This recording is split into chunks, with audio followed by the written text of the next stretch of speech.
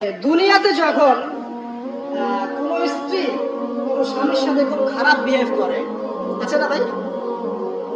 মানে সবাই ভুক্তভোগী নাকি? মাশাআল্লাহ, এমন এমন স্ত্রীদেরকে নিয়ে আসছেন যে পাশের বাড়ির আপাদের গুলো দেখে দেখে আসবে, এসে আপনাকে বলবে যে অমুকের তো ওইটা দেখলাম, তমুকের তো ওইটা দেখলাম, তুমি তো আমাকে বিয়ে করতে কিছু দিতে পারো।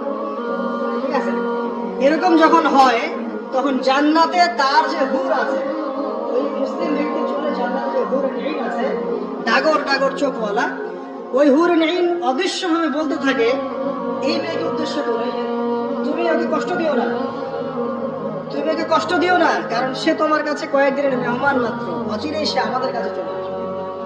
একটা বিষয় বলি, আমি খুব মানে এটা ফিল করি যে আসলে স্ত্রীদের সাথে কঠোর হয়ে কোনো লাভ নেই।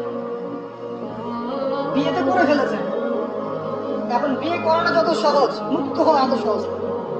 ঠিক আছে, একবার করে ফেললে বাস করে ফেলছেন, সারা জীবন এখন টানতে হবে। ঠিক আছে, ইল্লা মাশাআল্লাহ, কারণ পরিবার ধ্বংস হয়ে যাওয়ার চাইতে অ্যাটলিস্ট একসাথে থাকাটা উত্তম। এটা ইসলাম খাইর, যেটা ইসলাম সেটা উত্তম। আর একবারে যখন কোনো অবস্থায় টাকা জানা, তখন না ইসলামে একটা বিচ্ছেদের ব্যাপার আছে, ডিভোর্স একটা ব্যাপার আছে। কিন্তু নারী জাতিটাকে আল্লাহ পাক এমন ভাবে সৃষ্টি করেছেন, ইনশাআল্লাহ ফ্যামিলি নিয়ে আমি একদিন লেকচার দিব, সেদিন বলবো ইনশাআল্লাহ ডিটেইলস, যে আপনি যত কঠোর হবেন তত বেঁকে বসবেন, আপনি যত কঠোর হবেন তারা বেঁকে বসবেন। তাদের সাথে এত বেশি কঠোর হয়ে কোনো ফায়দা নাই। কিভাবে ডিল করতে হবে? একটা সূত্র বলুন, আপনি আপনার মেয়ের প্রতি যেমন, আপনার যেটা মেয়ে থাকে 5 বছর বয়স, 10 বছর বয়স, 2 বছর বয়স, একটা মেয়ের সাথে আপনার সম্পর্ক কেমন? খুব মিষ্টি সম্পর্ক। ও হাজারটা ভুল করলে আপনি কি কোলে তুলে নেন, আদর করেন, তাই না? ভালোবাসেন। জেদ করলে আপনি ঠান্ডা মাথায় সবর করেন। ওই মেয়ের সাথে কি আপনার সম্পর্ক কখনো বিচ্ছেদ হয়?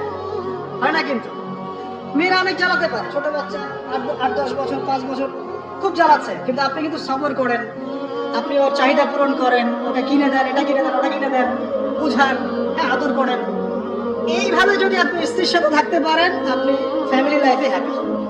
আর যদি অন্য কোনো পলিসিতে যান, খুব কঠোরতায় আরোপ করেন, হ্যাঁ বয়কট করেন, কথাবার্তা বন্ধ, খাওয়া দাওয়া বন্ধ, এই বাসা চলে গেল ব্রিফকেস নিয়ে, আপনি আবার এখানে, এগুলো চলতে থাকলে আপনি না দিনের কাজ করতে পারবেন আর না দুনিয়ার কাজ করতে পারবেন।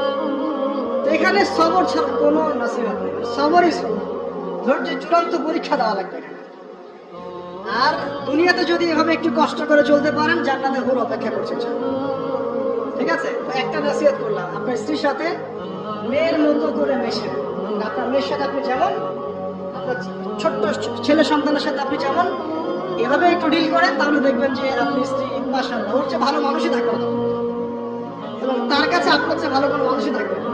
ঠিক আছে, আল্লাহ পাক পরিবারগুলোকে সুখী করুন, দোয়া করি। কারণ পরিবারের ভাঙনটা এখন খুব বেশি হচ্ছে, প্রায় পরিবারে ডিভোর্স এবং পরকীয়া।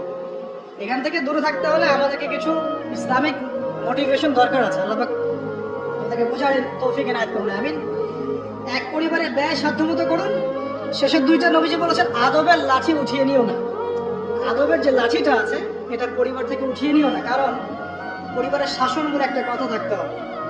সবকিছু যদি আপনি একদম ওপেন করে দেন সবার জন্য, যা ইচ্ছা তাই করুন, তাহলে আপনার মূল্য থাকবে না, আপনার কথাকে কেউ দাম দিবে না।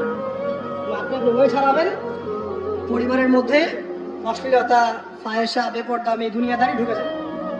আর একবার ঢুকে গেলে আপনি খুব সহজে বের করতে পারবেন। তাই শাসনের লাঠিটা থাকবে পরিবারে। আর সর্বশেষটা হচ্ছে তাদেরকে আল্লাহ পাকের ভয় দেখাতে হবে।